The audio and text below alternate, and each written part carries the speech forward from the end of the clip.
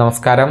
Raf talks ഫുട്ബോളിലേക്ക് ഏവർക്കും സ്വാഗതം. യൂറോ കപ്പിൽ നടന്ന ക്വാർട്ടർ ഫൈനൽ പോരാട്ടത്തിൽ പോർച്ചുഗലും സ്ലോവേനിയയും തമ്മിലായിരുന്നു ഏറ്റുമുട്ടിയിരുന്നത്. ആ മത്സരത്തിൻ്റെ അവസാനത്തിൽ പോർച്ചുഗലിന് അനുകൂലമായി ഒരു പെനാൽറ്റി ലഭിച്ചിരുന്നു.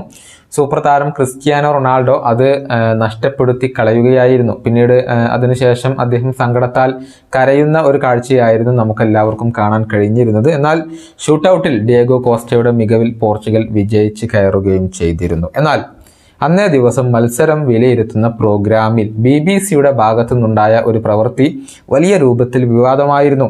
ക്രിസ്ത്യാനോ റൊണാൾഡോയെ പരിഹസിച്ചുകൊണ്ട് മിസ്റ്റിയാനോ പെനാൽഡോ എന്ന് അവർ സ്ക്രീനിൽ എഴുതി കാണിക്കുകയായിരുന്നു.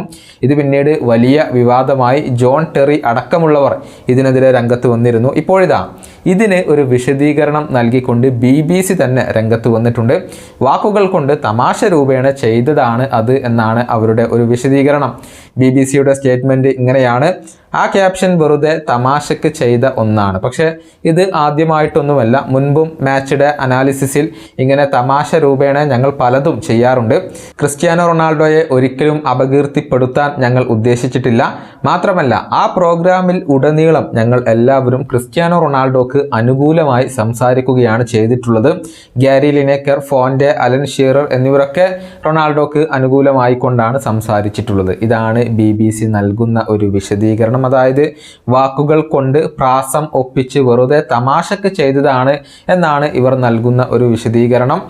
ഇക്കാര്യത്തിൽ വലിയ വിമർശനങ്ങളാണ് ഈ മാധ്യമത്തിന് ഏൽക്കേണ്ടി വന്നിട്ടുള്ളത്. റൊണാൾഡോയെ പോലെയുള്ള ഒരു ഇതിഹാസത്തെ ഇങ്ങനെ പരസ്യമായി അപമാനിക്കുന്നത് തീർത്തും തരം താണ ഒരു പ്രവൃത്തിയാണ് എന്നുള്ള വിമർശനങ്ങളാണ് അവർക്ക് ലഭിച്ചിരുന്നത്.